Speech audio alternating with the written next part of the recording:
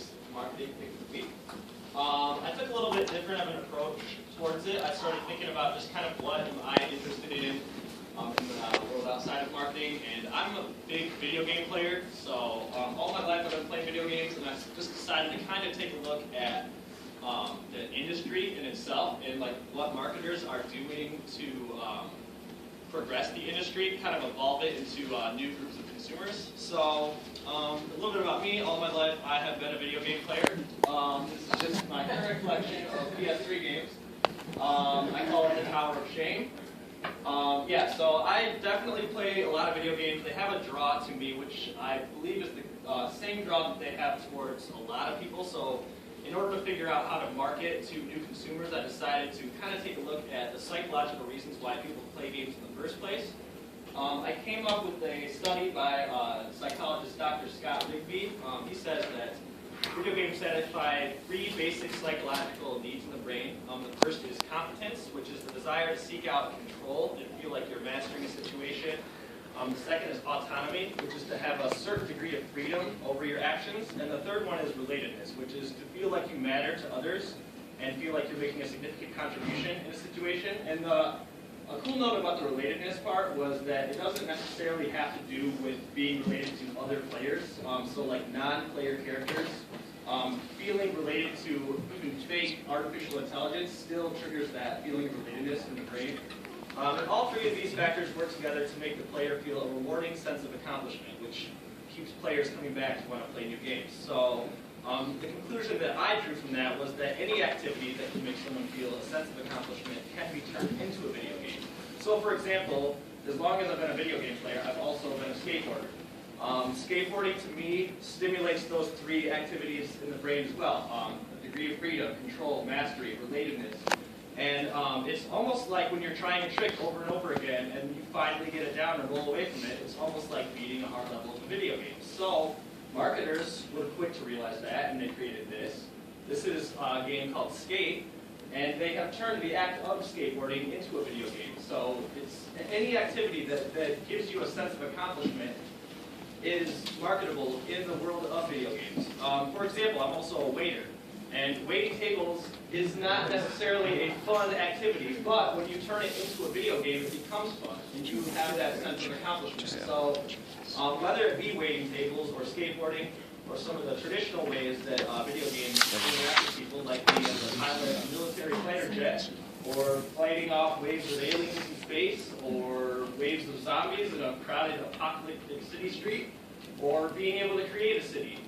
That's some of the more autonomy being stimulated in the brain, or being able to create a theme park, or managing a family, again, relatedness, or how about managing an entire civilization and having your civilization go to war with another civilization.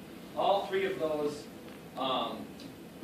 triggers in the brain being stimulated to give you that feeling of accomplishment. So, that being said, there's virtually no end to the number of possible ways that video games can operate in order to tap into the brain and fulfill those same 3 psychological needs. So that being said, since all humans have these needs, virtually everybody is a potential consumer of video games. It's just about giving them an avenue to reach those games in a way that creates value in their lives. And the increasing presence of technology is allowing the industry to broaden its scope and appeal to a wider group of consumers. For example, many of you are probably carrying video games in your pocket right now, and a lot of you probably hadn't considered yourselves to be gamers in the past. So marketers are seeing this, and they're beginning to develop new ways to get games into the hands of consumers, and everybody's jumping on the gaming bandwagon. Right now, gaming is actually the fastest growing form of media entertainment.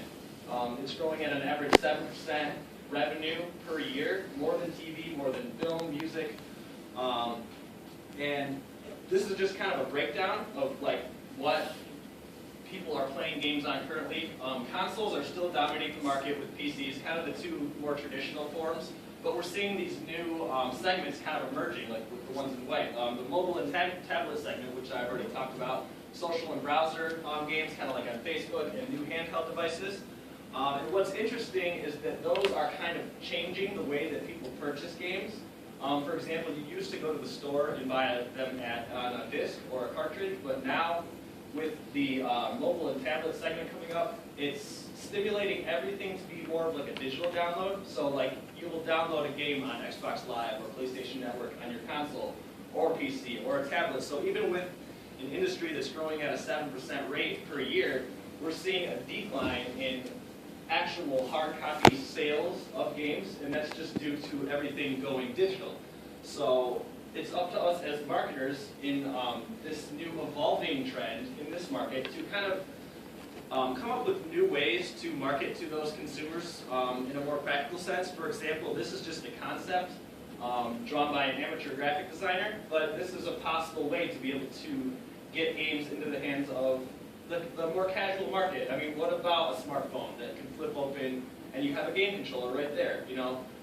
So with everything kind of going digital, we're actually seeing new consoles being developed that are download only. For example, this is the new Steam Machine and the new Ouya. These are consoles that are, you can only get games in a digital marketplace. So again, the decline in sales of hard copy games and the actually easier method of distributing games is online through a digital download. And because it's getting easier to distribute games, you no longer need a big publishing company to produce a smash hit title. So we're seeing all of these independent developers kind of coming out of nowhere and creating games, as well as the big publishing companies. So now we're seeing all types of different developers that were once just consumers of games, now developing games, and the games are evolving with those trends. It's no longer about just the latest and greatest graphics. So for example, you're seeing people like these people creating games out of their living room. And it's not about graphics, it's not about a lot of special effects or really high quality production value. It's just about an original idea that's never been done before, and you can create a ton of value for a lot of consumers just with a new idea. For example, a lot of people have probably heard of the game called Minecraft. I don't know if anybody here has played it. This game was created by one person.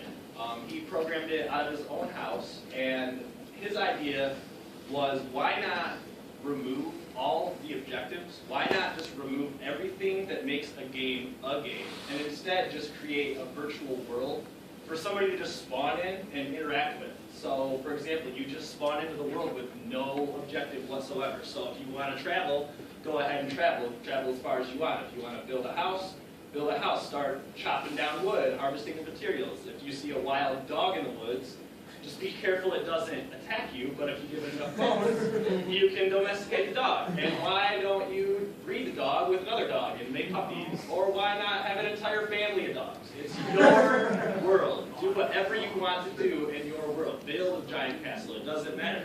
Just make sure you don't starve to death or get killed by monsters. So, that being said, it's just an example of a simple idea in a marketplace which is, the barriers to entry are getting lower and lower and lower for people to be able to create games in this. So for example, this one person who made this one game in his living room has now gone on to sell, and this is from today, I just took this snapshot from their website. Almost 14 million copies of this game have been sold over a variety of consoles and, for example, on the PS Vita, tablets, smartphones, laptops, Xbox 360, Xbox One, PlayStation 3. It's going to be released for PlayStation 4. One guy creating value for millions and millions of consumers in a market where the barriers to entry are just going to get lower and lower and lower because of everything going digital. So talking about value being created, well, why not brand extensions? Minecraft t-shirts, Minecraft toys, Minecraft Lego kits have even been created. So this is just an example of this market evolving. So that this market evolving, the barriers to entry are getting lower and lower. So with low barriers to entry, a simple innovation like Minecraft or anything else can create value for millions of consumers. And with the industry shifting more and more towards digital distribution across a growing number of devices, the ability to access that expanding consumer market into more of the casual gamer is getting easier. So with an unlimited number of ways that games can operate to satisfy those same three psychological needs, over a potentially unlimited number of future platforms, there's still an endless amount of value to be created in the gaming industry. And marketers like us can play a key role in the idea generation, development, and distribution of the next big thing in gaming. So that being said, does anybody have any ideas? And that was my marketing